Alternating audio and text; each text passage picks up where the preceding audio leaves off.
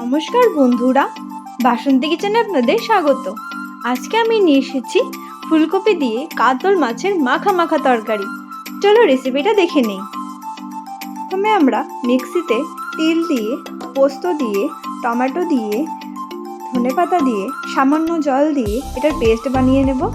Paste হয়ে গেছে, এখন এটাকে আমরা বাটিতে নামিয়ে নিয়ে ভালো করে ধুয়ে রাখা ফুলকপিতে হলুদ ও নুন দিয়ে এটাকে আমরা ভালো করে মেখে নেব। ফুলকপিটা ভালো করে মাখা হয়ে গেলে একটি কড়াইতে তেল দিয়ে দিচ্ছি।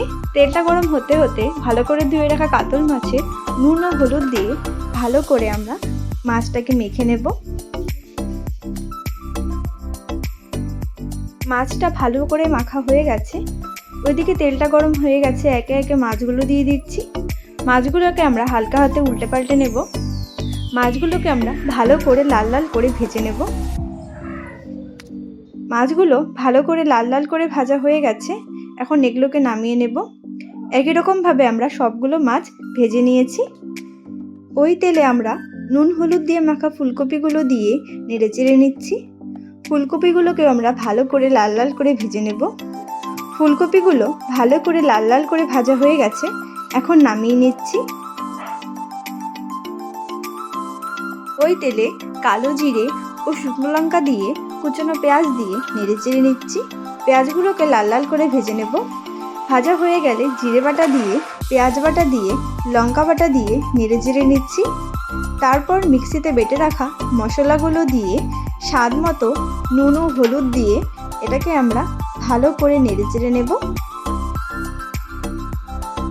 মশলাটা ভাজা ভাজা হয়ে গেছে, এখন ভেজে রাখা ফুলকপিগুলো দিয়ে নেড়ে চেড়ে নিচ্ছি।